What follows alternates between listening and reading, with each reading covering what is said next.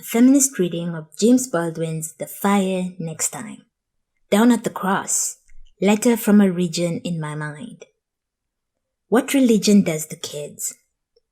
The summer Jimmy turned 14, he says he underwent a prolonged religious crisis. He suddenly discovered God, his saints, and his blazing hell, which I don't need to tell you is terrifying. He says, quote, I became during my 14th year, for the first time in my life, afraid. Afraid of the evil within me and afraid of the evil without. He and all his friends were undergoing all these bodily changes. Some of them embarked on their sexual careers, and because of the way he'd been raised, because of the way religion frames sexuality and sexual desire, he says he considered himself one of the most depraved people on earth. So you have here a teenager going through normal bodily changes, and because of the teachings of the church, he thinks himself depraved and is living in fear of the fires of hell because of the evil he imagines lives within him. He says of the girls his age undergoing the same changes, quote, they understood that they must act as God's decoys, saving the souls of the boys for marriage and binding the bodies of the boys in marriage, end quote. Somehow teenage girls are responsible for boys' behavior. They have to act in ways that keep the boys from straying, control and conduct themselves in ways that will ensure the souls of the boys are saved. Which means that by their actions or inactions, they can lead to men's souls being lost to hell. Somehow, girls' and women's bodies are dangerous, lethal, and girls and women everywhere need to keep it under a tight leash. This doesn't stop even in adulthood, this making women responsible for men's actions, in and outside of religion. Oh, he sexually assaulted you? What were you wearing? Were you drunk? Did you lead him on? Oh, he abused you? What did you do to trigger him? A man would never just do that. Oh, he's cheating? What are you doing or not doing? It's that other woman's fault. It's the spirit of Jezebel that's operating in her. It's never on men to control themselves. It's always women who have to control themselves to save men. Fuck that. Religion is harmful to kids. Living in persistent fear of hellfire is no way to live. Being made to see yourself as evil cannot be healthy. Seeing all things sexual as sinful and depraved is denying a critical part of what it means to be human. Children cannot process these things. There's truly no justification for introducing children to such theories, in my opinion. Just wait it out. When they're adults, they can decide for themselves. But this fear-based indoctrination, when they're too young to understand anything, in my view, does more harm than good. People who grew up in church and left will tell you as much. There's a reason why there are things like therapy related to rapture anxiety and associated fears of hell.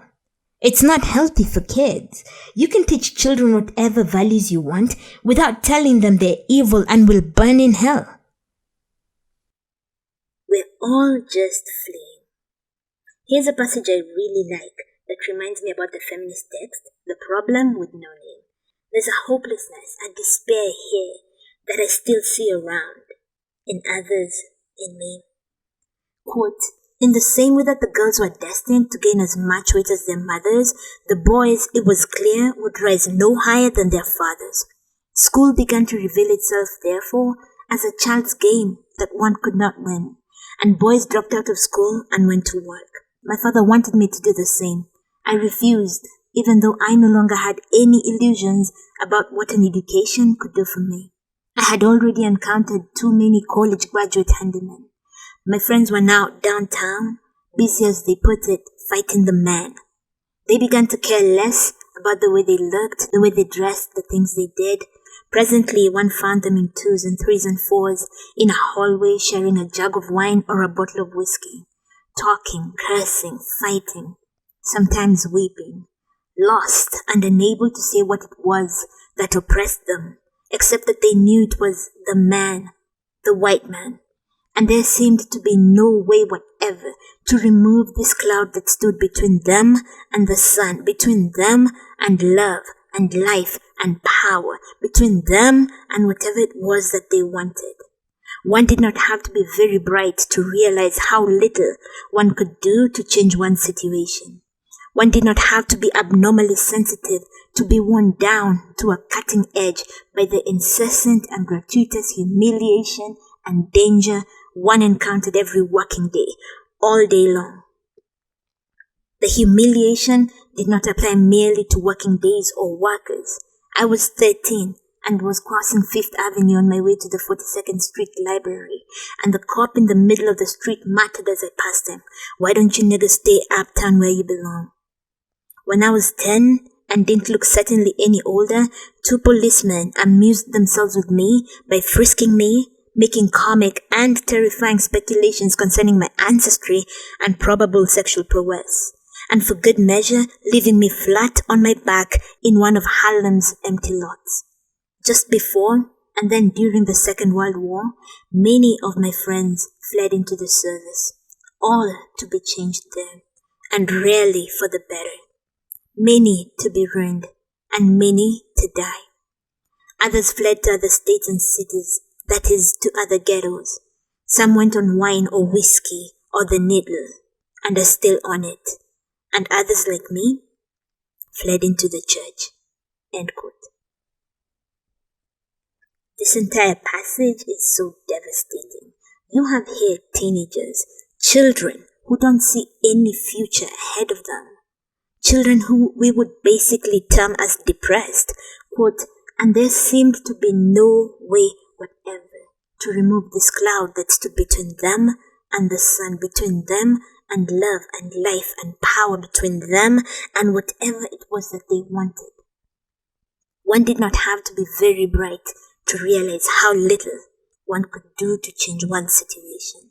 One did not have to be abnormally sensitive to be worn down to a cutting edge by the incessant and gratuitous humiliation and danger one encountered every working day, all day long.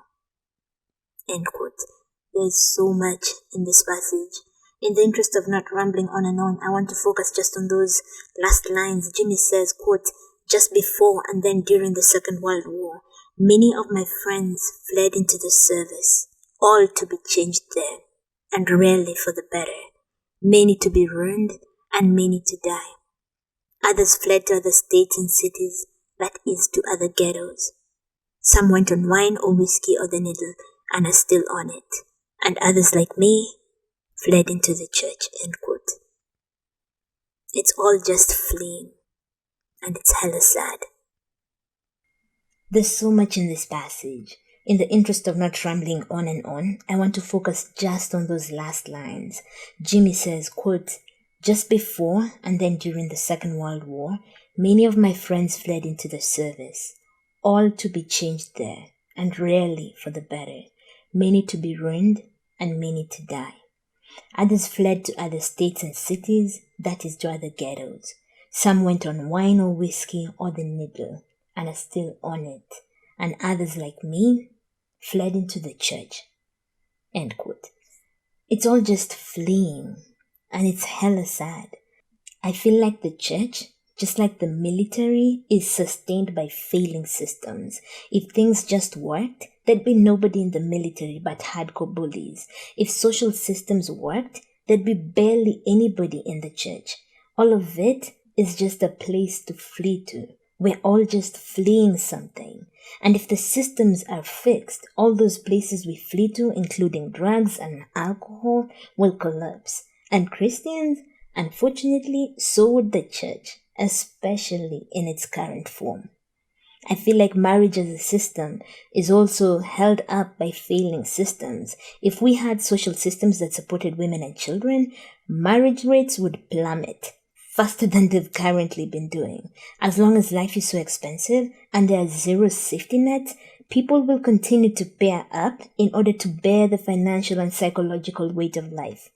There's a reason why the more women get their own money, the fewer marriages we see. Capitalism and neoliberalism hold up patriarchy and all its attendant institutions. As soon as we get rid of those brutal systems, even marriage will go. Here's an anecdotal story. A Christian friend of ours moved to Germany. When we had a friends group call, he told us how shocked he was by the fact that none of his neighbors were Christians, yet all of them lived great lives. all their needs met. Meanwhile, back at the ranch, Kenyans have more churches per square mile than anything else, yet majority of the country lives in true poverty, hardcore, chilling poverty. He couldn't wrap his head around it. It's clear to anyone who isn't religious though. Clear as glass. If you can't afford to go to a hospital, God is all the healthcare you got. So he's exactly where you'll go. If you have children and all around you the world looks hopeless, like there's no future, then you'll run to the only thing accessible to you that assures you, for I know the plans I have for you, plans to prosper you, blah, blah, blah. When you need to pray in order for God to put food on your table, as soon as we have a system that ensures there's food consistently on your plate, then you won't need to pray to that God. God, in the way that the Christian church presents him, is merely a substitute for dysfunction. A substitute for dysfunctional systems. I don't think it has to be that way, but that is how it is right now. God is merely a substitute for cruel, inhumane, dysfunctional systems. Tell me this isn't something one would find in feminist text. Quote, one did not have to be very bright to realize how little one could do to change one's situation. One did not have to be abnormally sensitive to be worn down to a cutting edge by the incessant and gratuitous humiliation and danger one encountered every working day, all day long. End quote.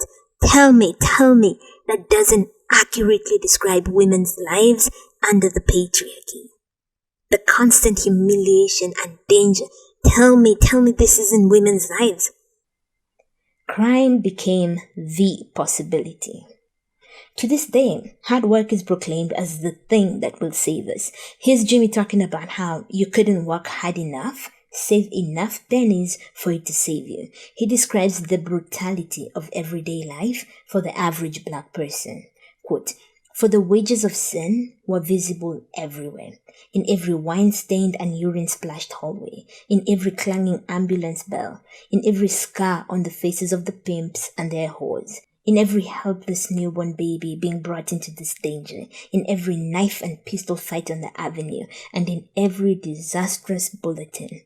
A cousin, mother of 6, suddenly gone mad, the children parceled out here and there. An indestructible aunt, rewarded for years of hard labor by a slow, agonizing death in a terrible small room. Someone's bright son blown into eternity by his own hand. Another turned robber and carried off to jail. It was a summer of dreadful speculations and discoveries, of which these were not the worst. Crime became real.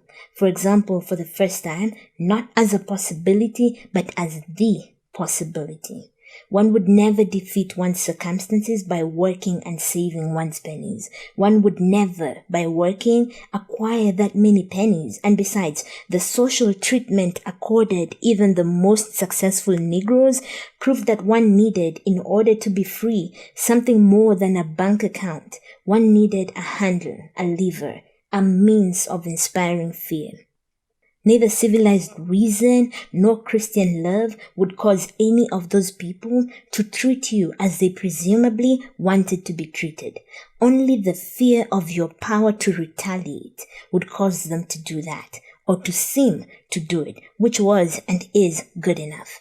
There appears to be a vast amount of confusion on this point, but I do not know many Negroes who are eager to be accepted by white people, still less to be loved by them. They, the blacks, simply don't wish to be beaten over the head by the whites every instant of our brief passage on this planet. End quote. I really love that line. What black people want is not to be accepted or loved by white people. Quote, the blacks simply don't wish to be beaten over the head by the whites every instant of our brief passage on this planet. End quote. I can confidently say this is what women want. Listen, men don't have to love us. Just stop making this place unsafe for us. Stop making it impossible for us to walk at night without fear. Stop making it normal that 1 in 3 women globally will be physically or sexually assaulted. Stop making it normal that the average married woman is in an unhealthy, often abusive relationship where she does majority of the work, is coerced into sex, and overall experiences a positive bump in her quality of life. after swearing off men. Just stop making this place hell on earth for us, period. I also love the line before that, where Baldwin says, quote, neither civilized reason nor Christian love would cause any of those people to treat you as they presumably wanted to be treated. Only the fear of your power to retaliate would cause them to do that, or to seem to do it, which was and is good enough, end quote. I quite unfortunately think this is true about men too. All they respond to is fear of consequences to their person, your power to retaliate and its impact on them. That's why when Mona El Tahawi asked when we're going to kill the first man, everyone was up in arms. It's also why Bancroft and Evan Stark both say consequences and the threat of going to jail are what work best to deter abusers. Talking alone, appealing to their non-existent humanity doesn't work. There are too many benefits derived from their actions for them to just give it up. The cost of abuse has to outweigh the benefits. There have to be consequences. They must be afraid of retaliation. That's the only thing that works with men, and clearly with white people. The morality of robbing the rich. I love so much from this passage about the relationship between black servants and white people. Quote, but the Negro's experience of the white world cannot possibly create in him any respect for the standards by which the white world claims to live. His own condition is overwhelming proof that white people do not live by these standards. Negro servants have been smuggling odds and ends out of white homes for generations, and white people have been delighted to have them do it because it has assuaged a dim guilt and testified to the intrinsic superiority of white people. Even the most doltish and servile Negro could scarcely fail to be impressed by the disparity between his situation and that of the people for whom he worked.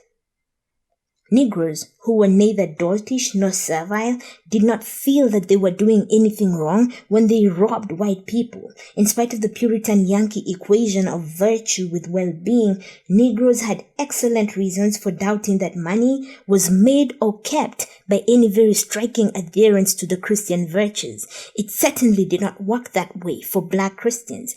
In any case, white people who had robbed black people of their liberty and who profited by this theft every hour that they lived had no moral ground on which to stand. They had the judges, the juries, the shotguns, the law, in a word, power. But it was a criminal power to be feared but not respected, and to be outwitted in any way, whatever, end quote. There's so much to talk about here. Let's start with that first paragraph, quote, but the Negro's experience of the white world cannot possibly create in him any respect for the standards by which the white world claims to live. His own condition is overwhelming proof that white people do not live by these standards, end quote. So much of this is true even now. For the longest time, white people, the West, have presented themselves as the bastions of democracy and human rights, while the Africans and non-whites were painted as barbaric, corrupt, warmongering types. It turns out, no one can warmonger like white people. From Haiti to Sudan to Palestine to Vietnam, white people are responsible for the most heinous crimes and human rights abuses, and now they can't even hide behind PR. We cannot respect any of the standards the white world claims to live by because we see clearly that even they do not live by these standards. When it comes to women and men, women also can have no respect for the standards by which men claim to live because we see what they do. Even they do not live by the standards they claim to uphold. Oh, men are protectors. Meanwhile, 1 in 3 women worldwide has been subjected to either physical and or sexual intimate partner violence. Since there's no shortage of people who can't help jumping in to say, men also experience domestic violence. 90 to 95% of domestic violence victims are women, and perpetrators are men. Oh, men are providers. Meanwhile, on the ground, most homes are dual-income households, and every day brings with it fresh tweets by men complaining about women ordering steak on dates. Oh, men are logical, whereas women are weak-willed and always at the mercy of their emotions. Yet it is men who literally take women's lives because they were upset, She said no to going on a date. Women see you and they can't respect any of the standards by which you claim to live. Like white people, you have the judges, the juries, the shotguns, and the law on your side. In a word, you have all the power on your side. But it is a criminal power to be feared, not respected, and to be outwitted in any way, whatever. I love how he says that Negroes who stole from white people's homes didn't feel like they were doing anything wrong. I especially love how he adds, quote, Negroes had excellent reasons for doubting that money was made or kept by any very striking adherence to the Christian virtues. It certainly did not work that way for Black Christians, end quote. One of the things that just astounds me is how so simple a concept, so self-evident a truth, is lost on so many, particularly so many Christians. So many Christians still believe that there's a link between living a virtuous life based on Christian values and financial success. I don't get it. It literally makes no sense to me to associate money with evidence of virtuous living or God's blessings. Are you serious? First of all, this assertion is not backed up by evidence. The richest person you know is often the greediest, the most selfish, the most self-absorbed person you know. If you're honest with yourself, you know that there's no relationship between being virtuous and material success. Plus, this worldview re-victimizes poor people by making them believe that there's something they're doing wrong or not doing right that's keeping God from blessing them or keeping them from receiving God's blessings. Poor people are already going through too much for us to add this to it. Second, and maybe more importantly for people of faith, Christian means follower of Christ. Cool. What was Jesus like? How was he in relation to monetary wealth and accumulation on earth? Nigga didn't have shit. He didn't have a house. He didn't have a donkey. When he needed one, he asked his disciples to go borrow it from someone. He told the rich young man to sell all his things and follow him if he wanted to be saved. The guy who said it was easier for a camel to enter the eye of a needle than for a rich man to enter the kingdom of God, the same guy who admonished people against storing up wealth on earth where moth and rust can eat, that's the same guy who you believe shows you how pleased he is with you by giving you money and stuff? Are we serious? No, seriously. How do you pray to that guy asking for stuff? How do you convince yourself that the guy who kicked out money lenders from the temple rewards people on earth with money and stuff? Let it sink in. You're not rich because of God's blessings or because of your virtue. That's not it. Some of it is luck, some of it is hard work, some of it is the society and the time you find yourself in. There's a lot that goes into it, but it's not God, because if it is God, then you have to account for why you and not others. And you can't say grace because that's unfair to others. Anyway, whatever. If you want to believe God has elected to bless you and leave others so desperate they blow their brains out, it's fine. Go ahead. Don't let me and Jimmy stop you. Never to make peace with the ghetto. This was about when I was convinced that Jimmy was a feminist thinker.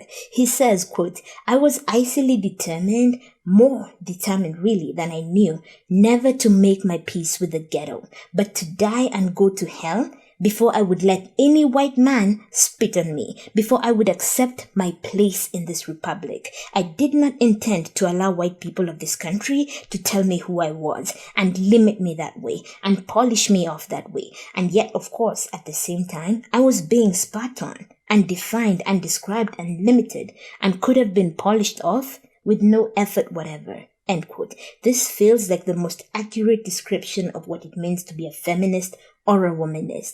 Even at the risk of hellfire, a refusal to accept your place. I see determination not to let patriarchy spit in your face and limit or subdue you. Absolute refusal to let men tell you who you are. Taught to despise themselves. Check out this next passage, which if you replace race with gender, black with woman, is indistinguishable from something you would read in feminist text. Quote, Negroes in this country, and Negroes do not, strictly or legally speaking, exist in any other, are taught really to despise themselves from the moment their eyes open on the world. This world is white and they are black. White people hold the power, which means that they are superior to blacks. Intrinsically, that is, God decreed it so. And the world has innumerable ways of making this difference known and felt and feared. Long before the Negro child perceives this difference, and even longer before he understands it, he has begun to react to it. He has begun to be controlled by it. Tell me that's not feminist theory. Quote, women are taught, really, to despise themselves from the moment their eyes open on the world. This world is male, and they are female. Men hold the power, which means that they are superior to women. Intrinsically, that is, God decreed it so. And the world has innumerable ways of making this difference known and felt and feared. Long before the girl child perceives this difference, and even longer before she understands it, she has begun to react to it. She has begun to be controlled by it. That's radical feminist text if I ever saw any. Fears must be faced. Let's talk about the fear parents feel and in turn communicate to their children. Jimmy says, quote, the fear that I had in my father's voice, for example, when he realized that I really believed I could do anything a white boy could do and had every intention of proving it, was not at all like the fear I heard when one of us was ill or had fallen down the stairs or strayed too far from the house. It was another fear, a fear that the child, in challenging the white world's assumptions, was putting himself in the path of destruction. A child cannot, thank heaven, know how vast and how merciless is the nature of power, with what unbelievable cruelty people treat each other. He reacts to the fear in his parents' voice because his parents hold up the world for him, and he has no protection without them. I defended myself, as I imagined, against the fear my father made me feel by remembering that he was very old-fashioned. Also, I prided myself on the fact that I already knew how to outwit him. To defend oneself against the fear is simply to ensure that one will, one day, be conquered by it. Fears must be faced. As for one's wits, it's just not true that one can live by them.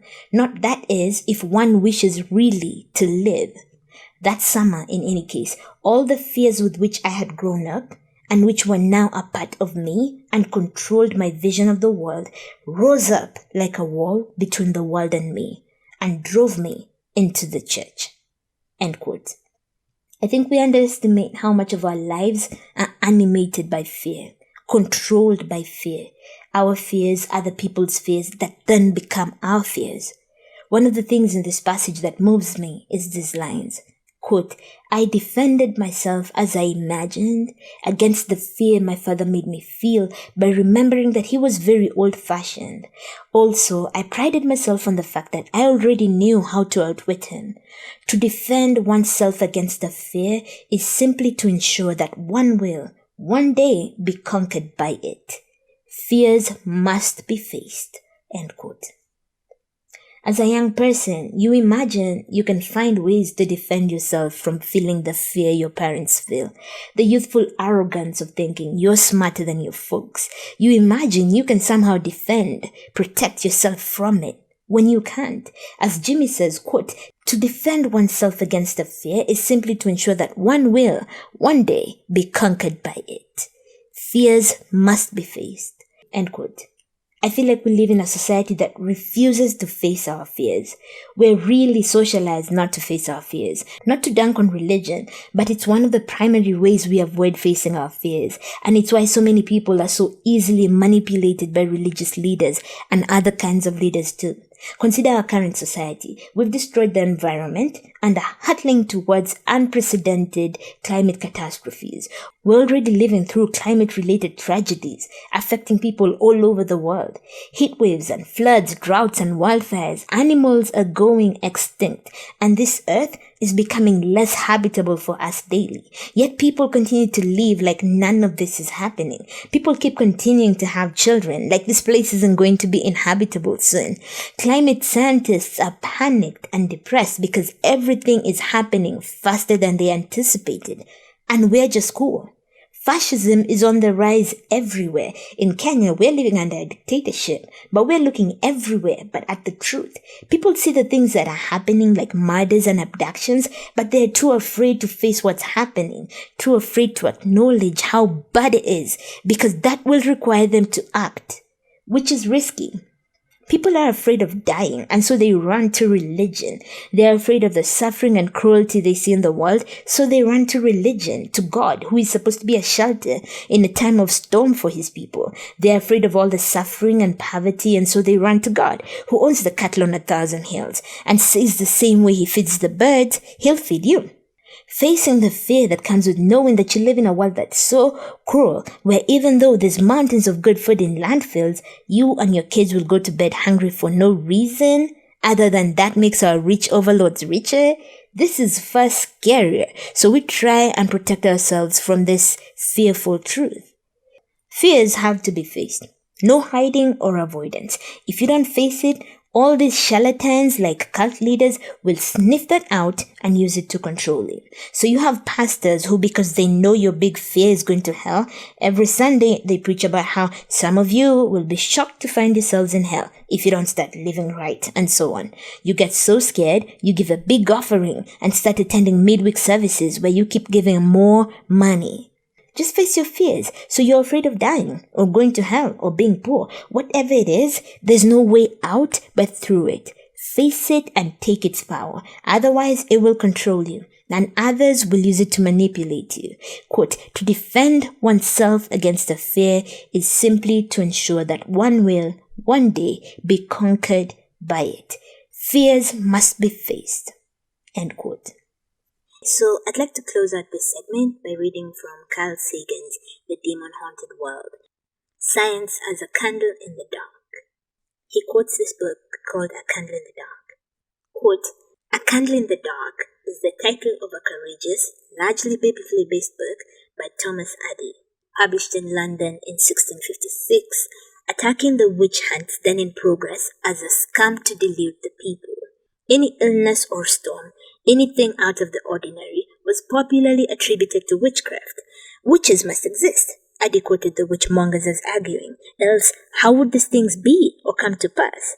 For much of our history, we were so fearful of the outside world, with its unpredictable dangers, that we gladly embraced anything that promised to soften or explain away the terror. Science is an attempt, largely successful, to understand the world, to get a grip on things, to get hold of ourselves, to steer a safe course. Microbiology and meteorology now explain what only a few centuries ago was considered sufficient cause to burn women to death. End quote. God is a white man. Jimmy talks about breaking down in tears in church, falling down, filled with anguish. He says, quote, all I really remember is the pain, the unspeakable pain. It was as though I were yelling up to heaven and heaven would not hear me. Later he adds, quote, but God, and I felt this even then so long ago on that tremendous floor, unwillingly, is white. And if his love was so great, and if he loved all his children, why were we, the blacks, cast down so far? Why? In spite of all I said thereafter, I found no answer on the floor. Not that answer anyway. And I was on the floor all night. End quote. Many black people and women, after leaving the church, wonder how black people and women ever stay in church. It's so obvious that God, to the extent that he is real, appears to be with the whites and men, with blacks and women so clearly cast down so far. I had a black theologist once say that he thinks God is white, purely based on what he can see. Countries with white people fare better. In countries where people are mixed, white people fare better. Everywhere where there are white and black people, white people fare better. And so if there is a God who is involved in the lives and affairs of people, he must be, based on results alone, on the side of white people. It's too many black and brown people suffering everywhere, and this holds true for women too. everywhere where there are men and women, men fare better, and women largely suffer under their authority and control. So God is white, a white man. Jimmy says all around him, people were singing and praying, and in the morning, they told him he was saved. I often think about the big emotions people have in church. I have had in church. There's this conflation of big emotions and God's presence. Somehow, feeling big emotions means God is moving and is speaking or something. I still hear it from Christian friends, how moved they were by the worship service, that they broke down, how that somehow means the Holy Spirit was present. Meanwhile, all I want to say is, you just had big feelings. You're going through something, and that was the natural expression of it. You were in a place where the music or lightning or atmosphere or all three just worked together to make you express those emotions that were there all along. It's not God. It's most likely life kicking your ass and the choir guy playing a song that just made you access those emotions and cry. I think pastors really take advantage of this. They manipulate your emotions and you assume that means somehow God is moving in that church or saying something special to you. Far be it from me to suggest that if you believe in God, He may not be speaking to you. Just be wary of assuming feelings means God is doing something or the pastor is being used powerfully by God. It happened imperceptibly. Of his preaching days, his time as a young minister, Jimmy says, quote, "That was the most frightening time of my life and quite the most dishonest, and the resulting hysteria lent great passion to my sermons for a while." End quote. I wanted to reference that passage because there's a part of me, a big part of me, that is convinced that a great percentage, a disproportionate percentage of preachers and priests and religious leaders of all kinds do not believe in God. They just do not. You cannot convince me that the pastor of any mega church or the priest of any big congregation or even the Pope believes in God. You can't. These people are atheists at heart. They cannot believe in the existence of God. There's work that if you do, it brings you too far into the kitchen. You see how the sausage is made. You participate in making the sausage. And so you can no longer eat the sausage. You can no longer believe. But it's your job now. So like Jimmy, you keep going.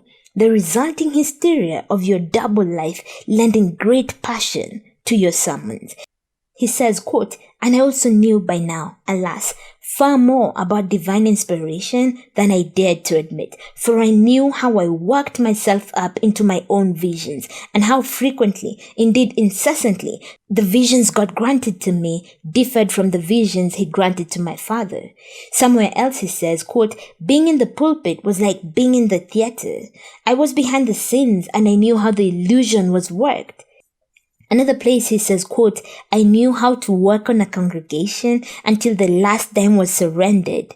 It was not very hard to do. And I knew where the money for, quote, the Lord's work went. I knew, though I did not wish to know it, that I had no respect for the people with whom I worked. I could not have said it then, but I also knew that if I continued, I would soon have no respect for myself," end quote.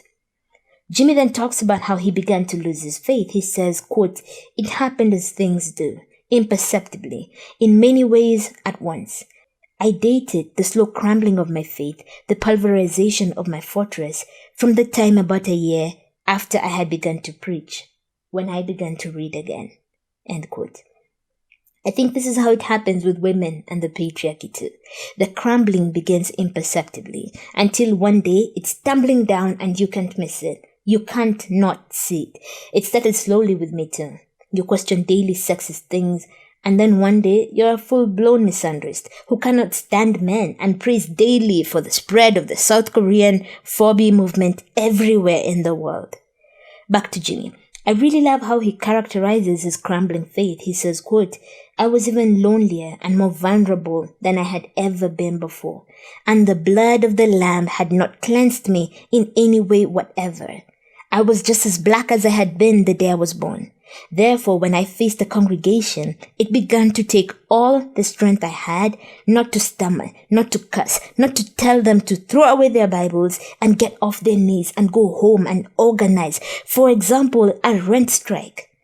When I watched all the children, their copper, brown, and beige faces staring up at me as I taught Sunday school, I felt that I was committing a crime in talking about the gentle Jesus, in telling them to reconcile themselves to their misery on earth in order to gain the crown of eternal life. Were only Negroes to gain this crown? Was heaven then to be merely another ghetto? End quote. This describes how I feel when I see children in church or when I hear children singing Christian songs. It's devastating in a way that can't be described.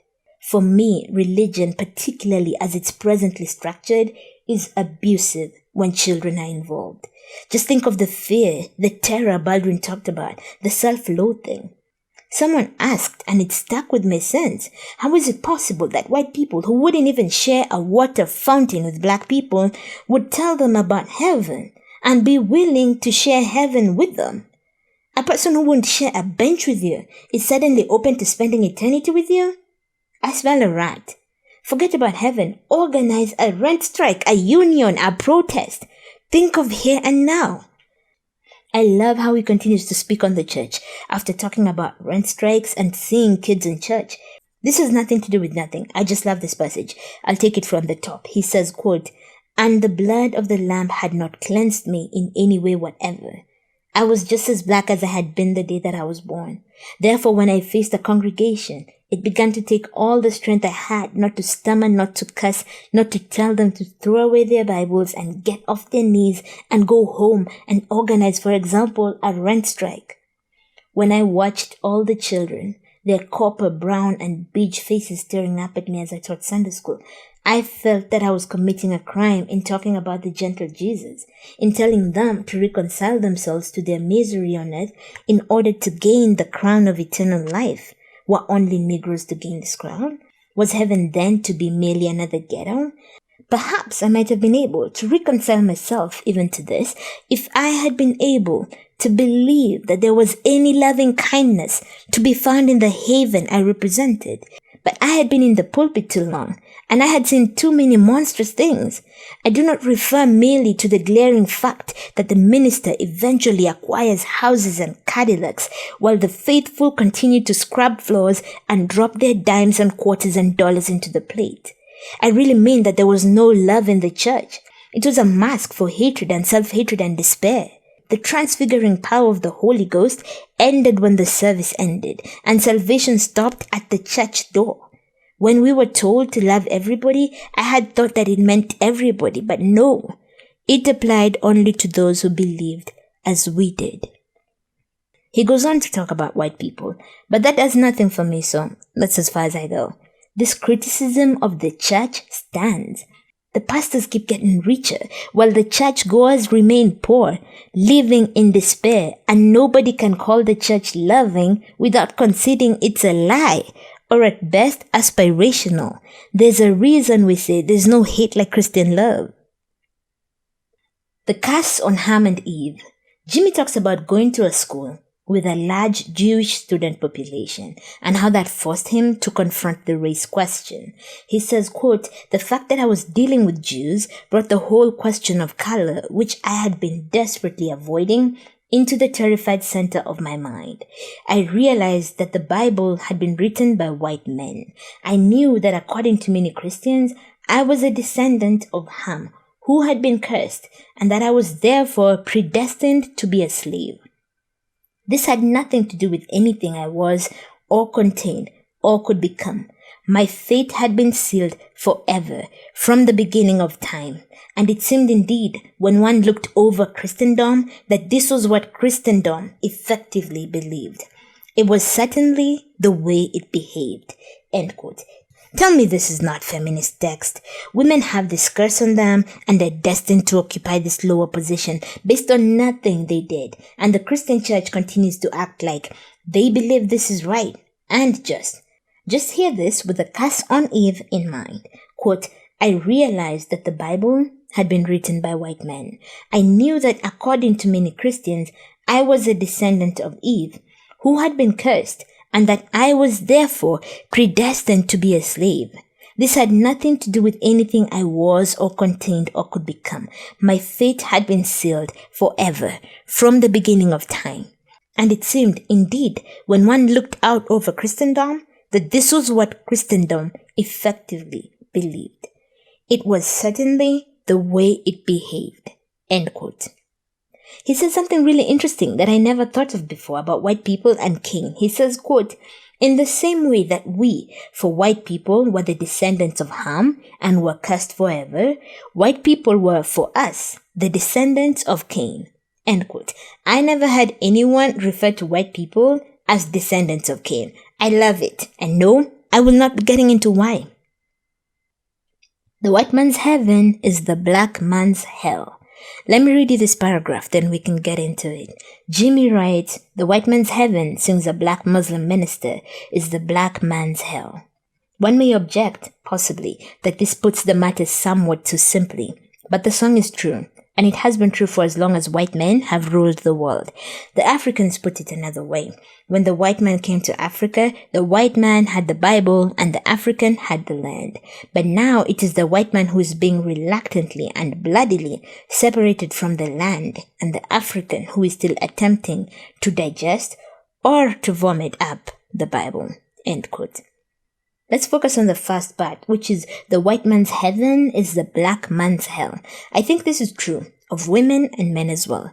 Men's heaven is women's hell. You see it in the way men talk about the 50s housewives and their grandparents' marriages. It's all those questions like, what happened to women like our grandmothers? Marriages used to be good. They used to last.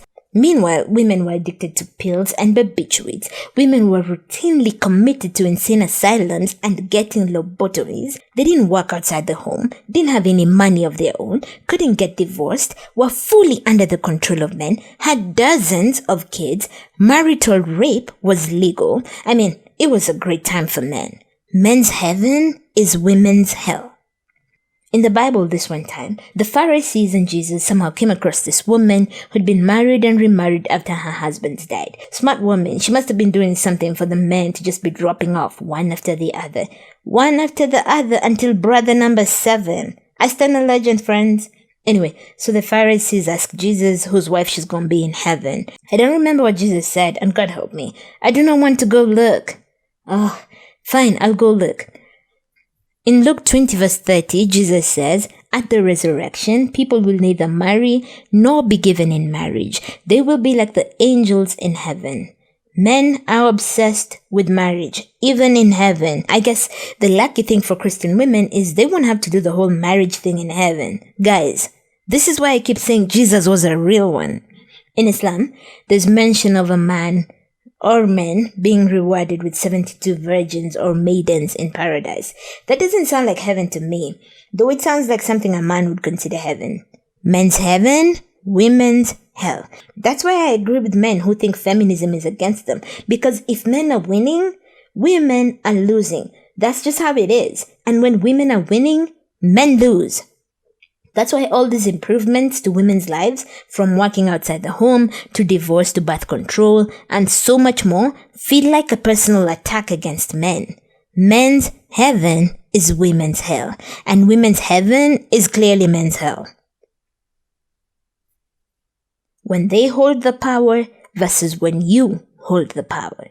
Jimmy talks about the brutality with which the police would respond to anything black people did, including small crowds that gathered when someone was talking. He talks about this one time when a Muslim speaker from the Nation of Islam was speaking in a street corner and the police were just standing by. He says, quote, after all, I had seen men dragged from their platforms on this very corner for saying less virulent things, and I had seen many crowds dispersed by policemen with clubs or on horseback, but the police were doing nothing now. Obviously, this was not because they had become more human, but because they were under orders and because they were afraid. And indeed they were, and I was delighted to see it. There they stood, in 2s and 3s and 4s, in their Cub Scout uniforms, and with their Cub Scout faces, totally unprepared, as is the way with American he-men, for anything that could not be settled with a club or a fist or a gun. I might have pitied them if I had not found myself in their hands so often and discovered through ugly experience what they were like when they held the power and what they were like when you held the power. End quote. This is exactly why I do not care and I feel nothing for men and their issues. Even when I am tempted to pity them, like Jimmy, I'm reminded of all the times women have found themselves in men's hands when they hold the power and how brutal those experiences are. So no, I cannot bring myself to care about men's mental health. I don't care. I don't care about their loneliness and their suicide rates. I don't care. I don't care because I know what they're like when they have the power, and so I have no fucks to give. None.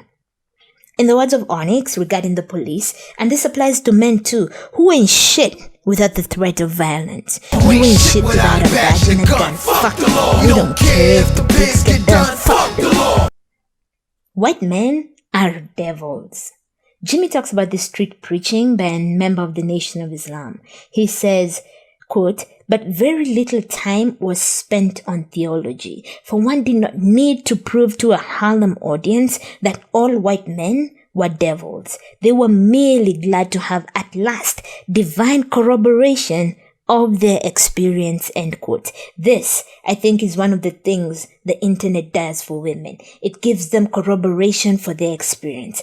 It's why Me Too and Men Are Trash and Choosing the Bear, even the 4B movement, get millions of shares. We are validating each other's experiences and feelings about men. It's only men who are shocked that we would pick the bear, in the same way I imagine it's only a white man who would be surprised that white people in Harlem consider him a devil. The power of time. Jimmy talks about the outsized impact Elijah Muhammad had in the community, succeeding where government committees and resolutions had failed, such as in his work with formerly incarcerated people and addicts, plus the pride he was able to instill in black people overall. Then he adds that it wasn't just Muhammad who had accomplished all that, it was also the work of time. He says, quote, "Well, in a way, and I have no wish to minimize his peculiar role and his peculiar achievement. It is not he who has done it, but time. Time catches up with kingdoms and crushes them, gets its teeth into doctrines and rends them. Time reveals the foundations on which any kingdom rests and eats at those foundations, and it destroys doctrines by proving them to be untrue." In those days, not so very long ago, when the priests of that church which stands in Rome gave God's blessings to Italian boys being sent out to ravage a defenseless black country, which until that event, incidentally, had not considered itself to be black, it was not possible to believe in a black God.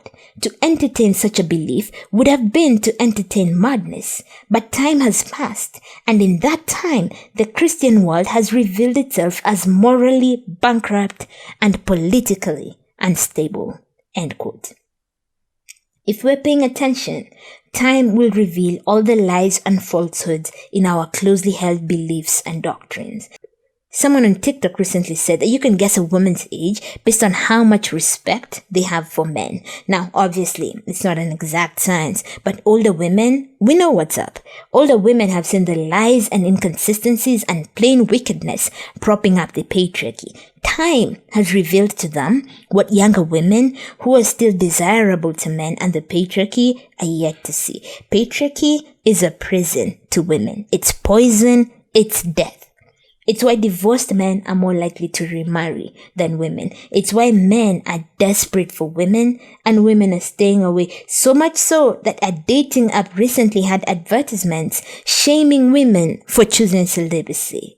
It's why TikTok is full of young women with stars in their eyes lusting after tradwife content, while the older women are screaming, "Danger ahead, danger ahead."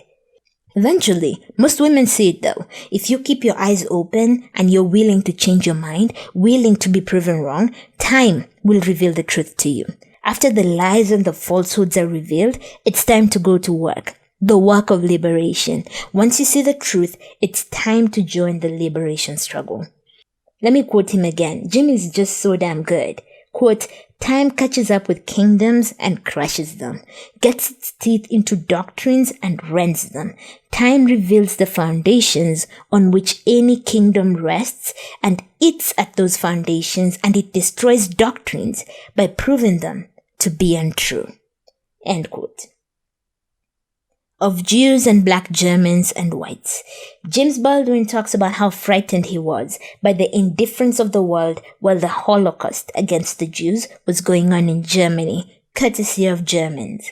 He compares what's being done to the Jews with what he could easily see the American government doing to black people. He says, quote, "White people were and are astounded by the Holocaust in Germany. They did not know that they could act that way. But I very much doubt whether black people were astounded, at least in the same way. For my part, the fate of the Jews and the world's indifference to it frightened me very much. I could not but feel in those sorrowful years that this human indifference concerning which I knew so much already would be my portion on the day that the United States decided to murder its Negroes systematically instead of little by little and catch as catch can." I was, of course, authoritatively assured that what had happened to the Jews in Germany could not happen to the Negroes in America, but I thought bleakly that the German Jews had probably believed similar counselors again and again. I could not share the white man's vision of himself for the very good reason that white men in America do not behave toward black men the way they behave toward each other. When a white man faces a black man, especially if the black man is helpless, terrible things are revealed. I know. I have been carried into the precinct's basements often enough, and I have seen and heard and endured the secrets of desperate white men and women, which they knew was safe with me, because even if I should speak, no one would believe me, and they would not believe me precisely because they would know what I said was true. End quote. So 3 things stand out to me, which are easily reflected in the relationship between men and women under the patriarchy. 1, white people were allegedly shocked by what they did. They didn't know they could act that way, yet not a single black person was shocked, at least not in the same way. Men are always so shocked by the violence men visit on women and children. Occasionally, when the case is bad enough, you hear them calling for the murder of the perpetrator.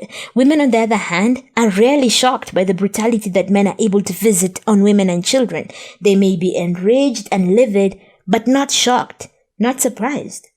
2, Jimmy says, he does not share the white man's vision of himself because the way white men behave towards black people is nothing like the way they behave towards each other. I see this reflected most when cases of men's violence are made public and you hear the chorus of men, "Oh, I know that guy, he's not like that, they learn about him." Or in one of the recent cases in Kenya where a man poured hot water on his girlfriend after she said no to the suggestion that they move in together, men were in the comment sections talking about how a man wouldn't just do that just because a woman said no to moving in together. There's more to this story. Or their favorite phrase, there's 3 sides to every story: her side, his side, and the truth. The perception men have of each other is different from the one women have of them because we have a different experience of them. They think men are rational and slow to anger and logical, blah, blah, blah. Meanwhile, women know different because they've experienced different. The way men treat each other is not the way they treat women, and so our vision of them is nowhere near their vision of themselves. The 3rd thing Jimmy says touches on white people revealing who they really are, and it reminds me of men and women. He says, quote, "Because even if I should speak, no one would believe me. And they would not believe me precisely because they would know that what I said was true." End quote. This, I believe, is why men get so angry when women speak on their experiences with men. They get mad because they know it's true. They refuse to believe it because they know it's true. So we say men are trash and we'd rather pick the bear. In response, they get mad and refuse to believe it precisely because they know it's true. It's things like this that make me wonder how Jimmy didn't get feminism, how he often was so off the mark. Like, dude, you're saying that the oppressed race tells the truth about the oppressors, and that's precisely why they're not believed. Then you go ahead and refuse to believe the truths women say about men. I guess we all have blind spots. We cannot risk it. Jimmy says something interesting about how when you live in an environment that's hostile to you and people like you, it becomes difficult to distinguish between real and imagined injuries, and that eventually you stop trying to make that distinction. An example he gives is how alert and ready to go he usually is with doormen and police. He has to be on high alert because he cannot risk making the assumption that they'll act in a humane way. It's too big a risk, so you have to be ready for anything. Let me quote Jimmy now. Quote, "In a society that is entirely hostile and by its nature seems determined to cut you down, that has cut down so many in the past and cuts down so many every day, it begins to be almost impossible to distinguish a real from a fancied injury. One can very quickly cease to attempt this distinction, and what is worse, one usually ceases to attempt it without realizing that one has done so. All doormen, for example, and all policemen have by now, for me, become exactly the same, and my style with them is designed simply to intimidate them before they can intimidate me. No doubt I am guilty of some injustice here, but it is irreducible, since I cannot risk assuming that the humanity of these people is more real to them than their uniforms. Most Negroes cannot risk assuming the humanity of white people is more real to them than their color. And this leads imperceptibly but inevitably to a state of mind in which, having long ago learned to expect the worst, one finds it very easy to believe the worst. The brutality with which Negroes are treated in this country simply cannot be overstated, however unwilling white men may be to hear it. In the beginning, and neither can this be overstated, a Negro just cannot believe that white people are treating him as they do. He does not know what he has done to merit it. And when he realized that the treatment accorded him has nothing to do with anything he has done, that the attempt of white people to destroy him, for that is what it is utterly gratuitous, it is not hard for him to think of white people as devils. This is feminist text perfection. In fact, I just rewrite it as feminist text.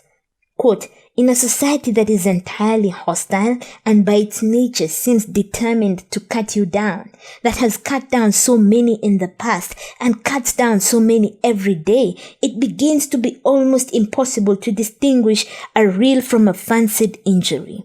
One can very quickly cease to attempt this distinction, and what is worse, one usually ceases to attempt it without realizing that one has done so. All men, for example, have by now, for me, become exactly the same, and my style with them is designed simply to intimidate them before they can intimidate me. No doubt I am guilty of some injustice here, but it is irreducible, since I cannot risk assuming that the humanity of these people is more important to them than their masculinity. Most women cannot risk assuming that the humanity of men is more real to them than their masculinity. And this leads imperceptibly but inevitably to a state of mind in which, having long ago learned to expect the worst, one finds it very easy to believe the worst. The brutality with which women are treated in this country simply cannot be overstated, however unwilling men may be to hear it. In the beginning, and neither can this be overstated, a woman just cannot believe that men are treating her as they do. She does not know what she has done to merit it. And when she realized that the treatment accorded her has nothing to do with anything she has done, that the attempt of men to destroy her, for that is what it is utterly gratuitous, it is not hard for her to think of men as devils." End quote.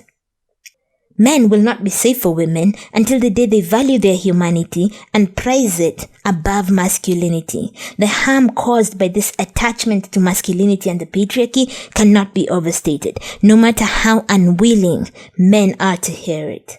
Men have to be ready to give up masculinity, all of it. Humanity has to be enough for them. They have to value it more. Until then, trusting them is not a risk women can afford to take. Elsewhere, when talking about what is required in the struggle going forward, Jimmy says, quote, "The unprecedented price demanded, and at this embattled hour of the world's history, is the transcendence of the realities of color, of nations, and of altars." End quote. I believe this with all I got. We need to organize and unite across color, borders, gender. We need to transcend all these things we've made up and see our struggle as connected. The pursuit for a better future as something we have to do together. The fight against rising fascism and climate change cannot be done within our various silos. If men are going to join in the struggle, they must transcend gender. What masculinity has come to mean for them. Live it. Let it go. Let's move forward with what's left, which will hopefully be your humanity. Burn the house down. I'll quote you something he says in reference to the militancy of the Nation of Islam that reminds me of the 4B movement and its willingness to let South Koreans go extinct, if that's what it takes, in the name of resistance and liberation. Jimmy says, quote, "And if I were a Muslim, I would not hesitate to utilize or indeed to exacerbate the social and spiritual discontent that reigns here. For at the very worst, I would merely have contributed to the destruction of a house I hated. And it would not matter if I perished too. One has been perishing here so long." End quote. This is what happens when people are tired. In the name of struggle and resistance, they become willing to let it all collapse. After all, the system was already destroying and killing us. Let it kill everybody too. This is where feminism needs to go, where South Korean women are. They're saying we're not going to contribute to this system, and if it means the whole thing comes crumbling down, let it all calm down. In the words of Jimmy, "I would merely have contributed to the destruction of a house I hated, and it would not matter if I perished too. One has been perishing here so long." End quote. Discrimination blind spot. Jimmy talks about how hierarchies and treating people differently on the basis of arbitrary things like skin color breed violence. He says, quote, "The glorification of one race and the consequent debasement of another or others always has been and always will be a recipe for murder. There is no way around this. If one is permitted to treat any group of people with special disfavor because of their race or the color of their skin, there is no limit to what one will force them to endure." End quote. Why does he not think to add gender to that list of ways in which people are permitted to be treated differently? Black women were talking about it then, and he just refused to engage with it. How is it possible that he can clearly see discrimination and devaluing in one area and not others? Modern women. Feminist Baldwin strikes again. Here he is talking about the way modern American society talks about the new Negro. He says, quote, "And therefore when the country speaks of a new Negro, which it has been doing every hour on the hour for decades, it is not really referring to a change in the Negro, which in any case it is quite incapable of assessing, but only to a new difficulty in keeping him in his place, to the fact that it encounters him again, barring yet another door to its spiritual and social ease." End quote. Do we not hear about modern women and the novel changes modern women bring? They refuse to stay in their place and so disrupt the spiritual and social ease society was long used to. People will always resist oppression and being forced into a second-class status. Later, Jimmy says something which I think reflects the relationship between men and women under the patriarchy. He says, quote, "Consequently, white Americans are in nothing more deluded than in supposing that Negroes could ever have imagined that white people would give them anything." End quote. This reminds me of people talking about the colonial powers, such as the British giving countries independence. Colonial powers didn't give nobody independence. People took it. They took it by force. In the same way, I hear men talking about how they cannot support feminism when women are so aggressive and bitter that it turns men away, and so men will not give women this freedom they want. Dudes, we don't need y'all for nothing. We're not going to dilute our demands to protect y'all's fragile feelings. We do not need you to give us anything. Not one thing. Certainly not liberation. In the slightly edited words of Jimmy Baldwin, consequently, men are in nothing more deluded than in supposing that women could ever have imagined that men would give them anything. End quote. Rain chaos down. Jimmy talks about how America and colonial powers only act like they're interested in integration and independence. Europe acts like the colonies have independence, but it's still in Africa controlling things. Same with America and all the civil rights laws that are supposed to make it look like they're making racial progress. Make it look like black people are making racial progress. Black people are not free in the colonies, and they are not free in America.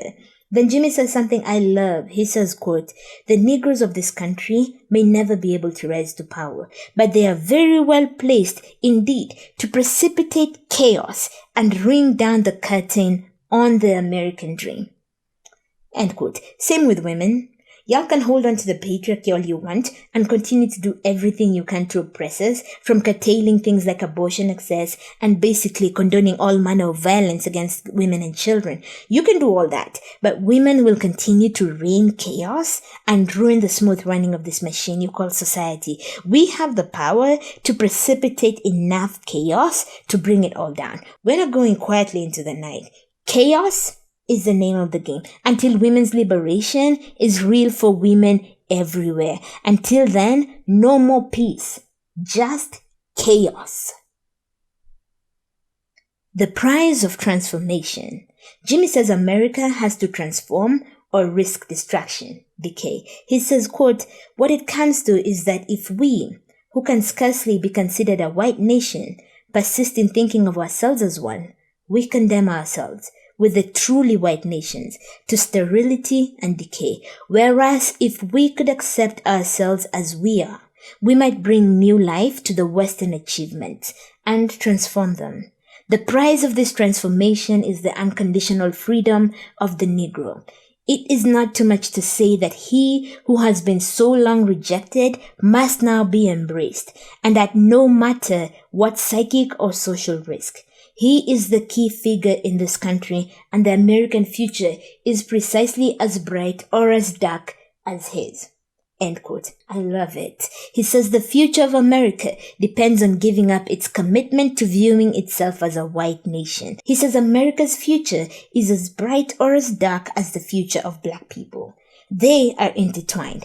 This is true of women. The future of the world depends on giving up on the patriarchy and embracing women. The future of the world is as bright or as dark as women's futures are. Look at South Korea. The lives the women are choosing are determining the future of Korea. On a grander scale, think of something like climate change. It can be directly tied to patriarchy and masculinity, manifested in things like petromasculinity. Men have messed things up. Climate change is evidence of that. Enough people are choosing not to have children because of the looming climate catastrophe. The future of the world is linked to giving up on masculinity and patriarchy and embracing women, no matter the cost or risk to men. The future of the world is tied to the future of women. In Jimmy's words, quote, "The price of this transformation is the unconditional freedom of women. It is not too much to say that she, who has so long been rejected, must now be embraced, and at no matter what psychic or social risk. She is the key figure in this country, and the world's future is precisely as bright or as dark as hers." End quote. Nothing to imitate. One of the things white people believe is that they are better and that everybody needs to be learning from and imitating them. That's why they talk about colonialism as a civilizing effort. The natives were considered civilized only after they had learned to mimic whatever white people did. Here's what Jimmy says about America, quote, "White Americans find it as difficult as white people elsewhere to divest themselves of the notion that they are in possession of some intrinsic value that black people need or want. And this assumption, which for example makes the solution of the Negro problem depend on the speed with which Negroes accept and adopt white standards, is revealed in all kinds of striking ways, from Bobby Kennedy's assurance that a Negro can become president in 40 years to the unfortunate tone of warm congratulations with which so many liberals address their Negro equals. It is the Negro, of course, who is presumed to have become equal." End quote. To that, Jimmy says, quote, "There is certainly little enough in the white man's public or private life that one should desire to imitate. White men at the bottom of their hearts Know this. Therefore, a vast amount of the energy that goes into what we call the Negro problem is produced by the white man's profound desire not to be judged by those who are not white, not to be seen as he is, and at the same time, a vast amount of the white anguish is rooted in the white man's equally profound need to be seen as he is, to be released from the tyranny of his mirror. He's just talking about men under the patriarchy. One, they believe they're in possession of something special that women want and need. I mean, they even came up with penis envy for this reason. There's nothing you have that we want. Nothing. Not even the power you have, because the only reason you wield it is because you're willing to oppress everyone else. So no, there's nothing you have that women want or need. Two, nothing about you is worth imitating, and you know that. Nothing in your private or public life is worth imitating, and you know that. You just don't want to be judged by women. That's why men can say, all men are dangerous, and so on. But when a woman says men are dangerous, you rush to the nearest microphone to start bitching and moaning. Whether you like it or not, we will release you from the tyranny of perceiving yourself as something you're not. The fire next time. Jimmy closes with a warning about the storm that is brewing and the potential damage it will cause if we do not work to make the necessary changes. He says that if the white world refuses to change, they will make vengeance inevitable, a vengeance that doesn't necessarily depend on any person or organization and can thus not be stopped by the police. A cosmic kind of vengeance. Here's what he says about how we must act to prevent this looming storm. Quote, well, if this is so, one has no choice but to do all in one's power to change that fate, and at no matter what risk, eviction, imprisonment, torture, death, for the sake of one's children, in order to minimize the bill that they must pay, one must be careful not to take any refuge in any delusion, and the value placed on the color of the skin is always and everywhere and forever a delusion. I know that what I am asking is impossible, but in our time, as in every time, the impossible is the least that one can demand, and one is, after all, emboldened by the spectacle of human history in general, and American Negro history in particular, for it testifies to nothing less than the perpetual achievement of the impossible. End quote. In the final paragraph he says, quote, everything now, we must assume, is in our hands. We have no right to assume otherwise. If we, and now I mean the relatively conscious whites and the relatively conscious blacks, who must, like lovers, insist on or create the consciousness of the others, do not falter in our duty now, we may be able, handful that we are, to end the racial nightmare and achieve our country and change the history of the world.